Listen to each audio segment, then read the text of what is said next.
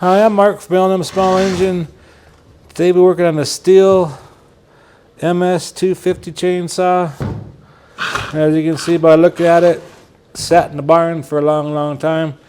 They want to use it this fall to, I imagine, cut some wood or whatever. Tried to start, it won't start, so I'll show you how to get this thing running like new again. So hope you enjoy the video. Okay, let's go ahead and pop this cover off. A nice clean air filter on it.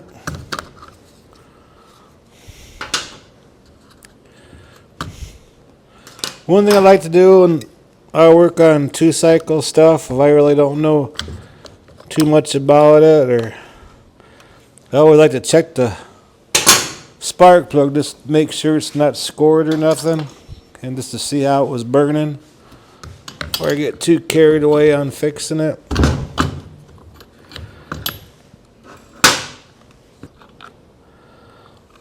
That plug don't even look that old. Burning really nice, actually. I drained the gas, and of course the gas is old.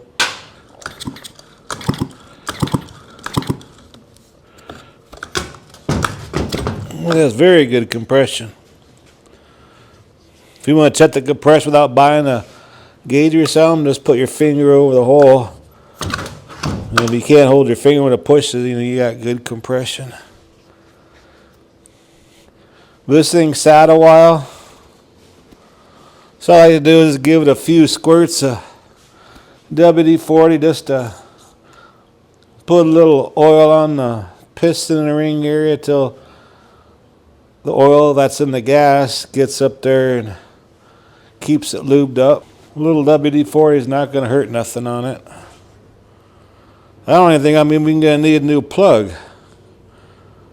So that looks really good. Maybe they tried putting a plug in there or something. But I'm not going to charge them for another plug when there's nothing wrong with this one.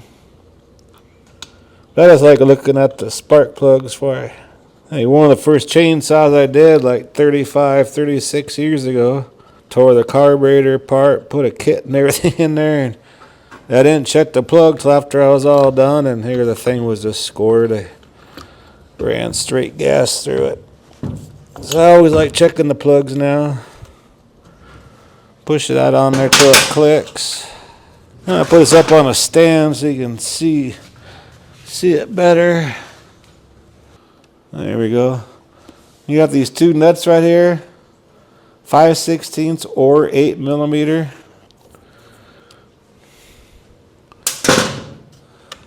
And that comes right off.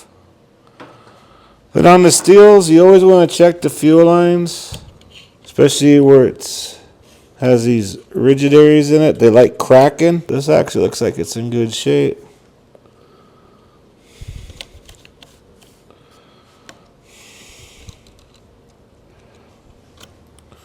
Take this little piece of wire out. That's for the choke engagement.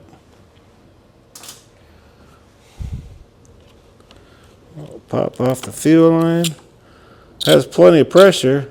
So you know there's nothing wrong with the fuel line or else it'd be bubbling out.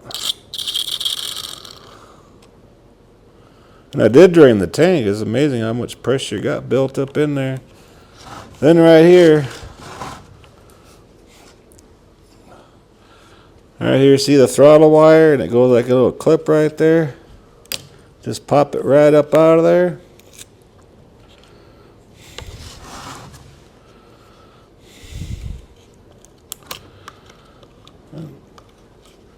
Bring it back a little bit, then we can unhook that. We'll bring this around over here so it's out of the way.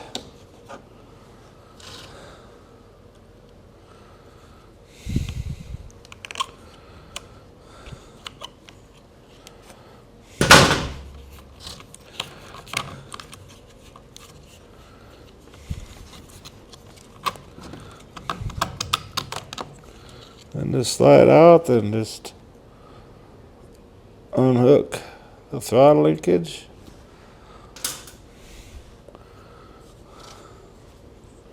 And we got a Zama carburetor on this one. It has a Stihl logo on it, then it says Zama underneath. Then to get a carburetor kit for this, right in between here, it's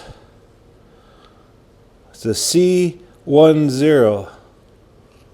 I don't know if you can see that in there, but it says C10. That's how you get the code for the kit. I don't know if we even need a kit. We'll take it apart, check the diaphragms out.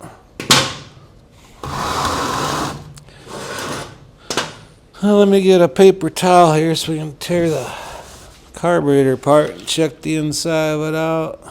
Sometimes when they sit for a while, gas evaporates out of the carburetor and stuff, and it leaves that oil film in there. And when you put gas back into it, that oil is there, and it won't allow it to pump properly and stuff. Or the diaphragm could be stiff too. You just never know until we tear it apart. I'm going to spray that off a little bit with some carb cleaner. So we don't get no contaminants on the inside. I'm going to blow it off here.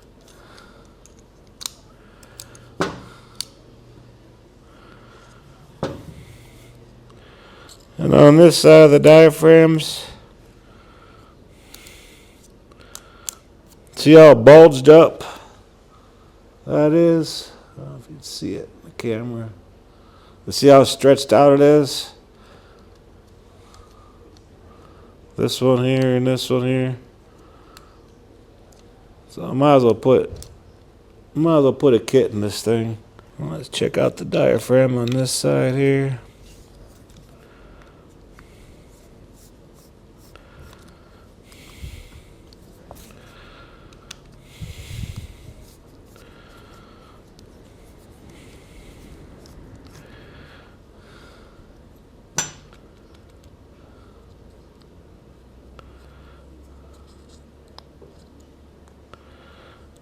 Nice and clean in there. You always want to check the screens. But yeah, it's really stiff. So it definitely needs a carburetor kit. So let me go find one and I'll be right back.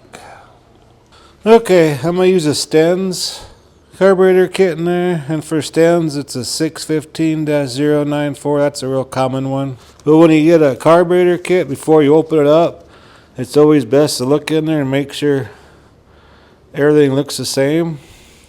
So if it's not, you can return it. You can just buy the basic kit, or you can buy the kit with the needle in the seat and all the soft plugs and everything. But this one here, I think it just sat for a while with the gas in there. It's all that's wrong with this one. So I mean, look at how nice and clean that is. Everything's working properly in there. Screen's nice and clean. There's no oil buildup in any of the portholes. So take this old gasket off. Grab the new one. All these little pins.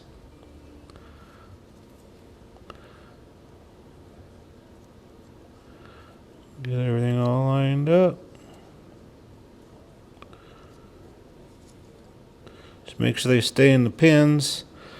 And open up the throttle. So this will slide right in there. If you don't, you'll hit that screw right there. Hold it down so it stays in place. Go and snug that up.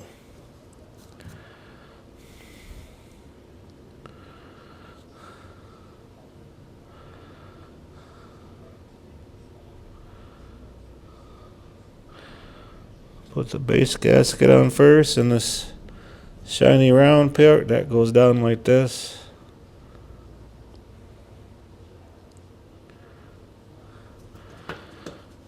And this little hook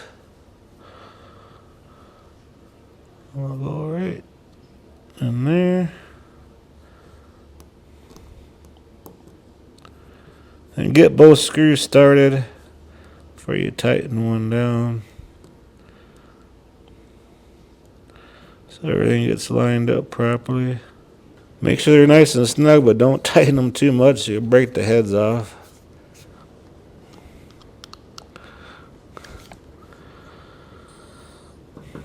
Okay, here's your mixture screws, your low and your high.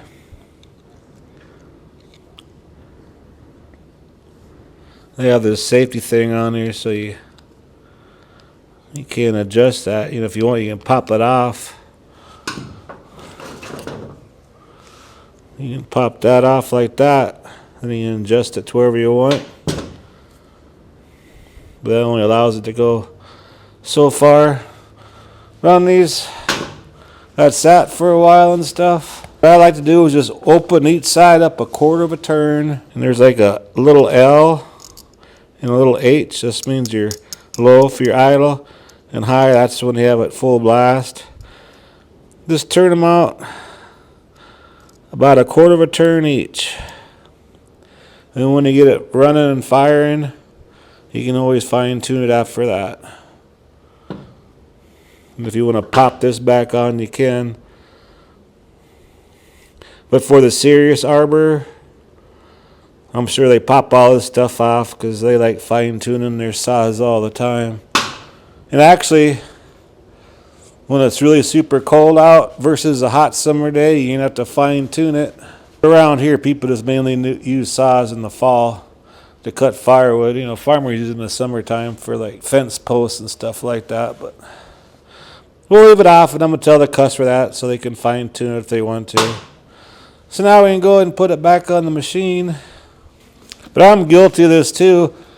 If you know you're not going to use a saw, if you saw some wood or whatever, you know you're not going to use it for a while, if you dump the gas out of the tank and start up and let it run out of the carburetor, and then you put fresh gas in it next time you use it. But I'm even guilty of that. I'll use it, set it down and forget about it 5-6 months or whatever, and then oh geez.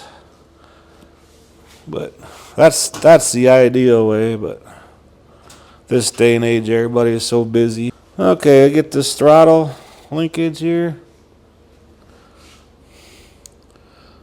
Put it back on. You can do it when the carburetor's already sitting in there, but it's a little bit easier. There we go.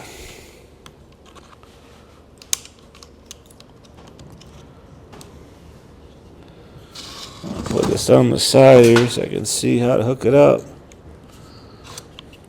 Push down on the throttle so that pin comes out. Pop it into place.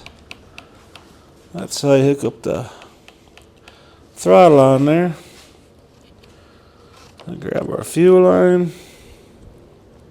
I checked the fuel filter. The fuel filter is nice and clean. That's inside the tank. I checked that when I emptied the gas tank.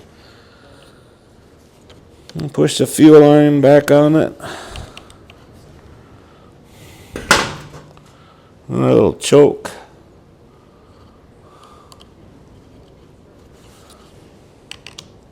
Probably put like in the fast idle position on these. And just push in there like that.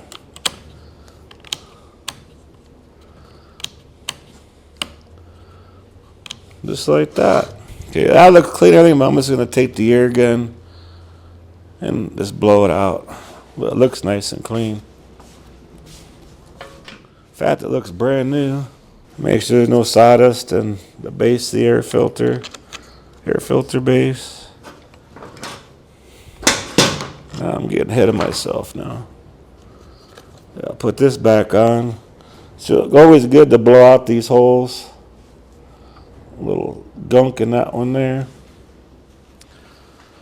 That's so you can stick your screwdriver in there and adjust it. So blow that out real good. They're nice and clean. Just pull the carburetor out just a little bit so we can get this back in here. Just like that. Make sure everything's working. Now we go and put this on.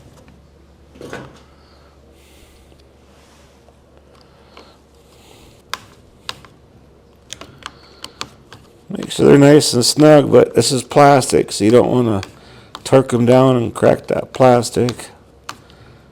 Just so they're snug. Pop it on until it clips. There's some clips on the side.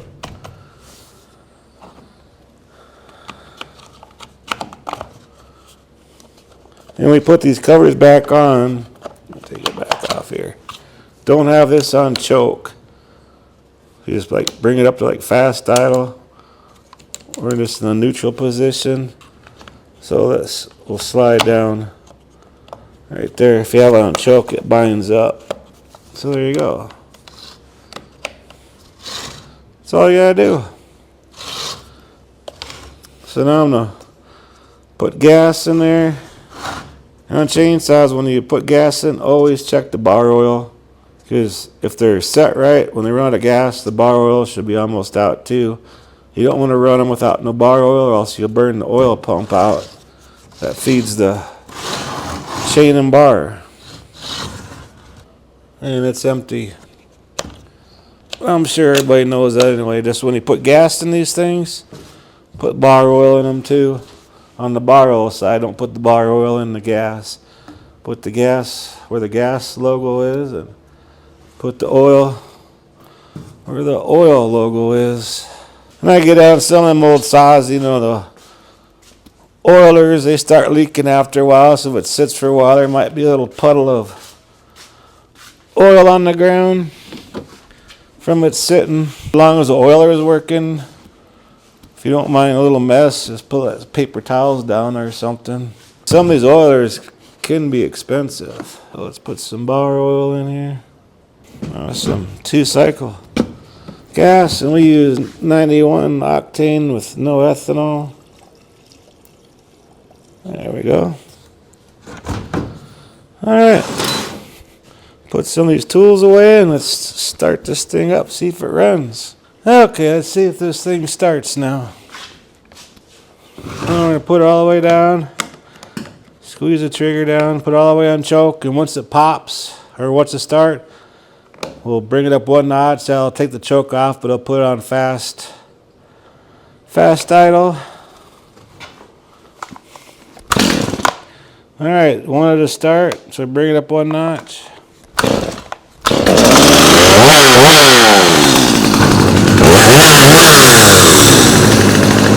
I'm going to fine tune it now.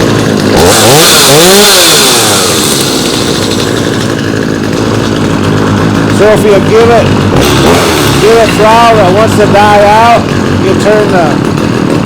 you turn the low out a little bit. So when you give it gas, it don't want to die out. But some of you need to turn up the idle just a smidgen.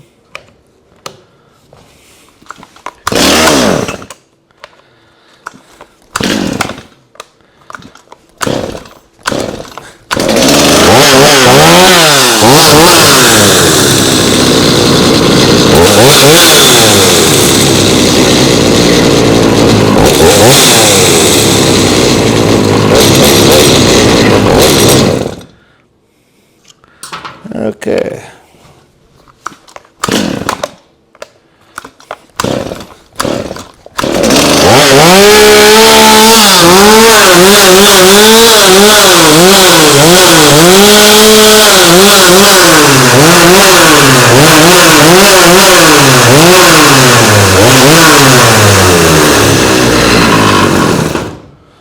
And these are nice little oil film on the table, so we know that. See how nice and oily that is? So that's working good and everything.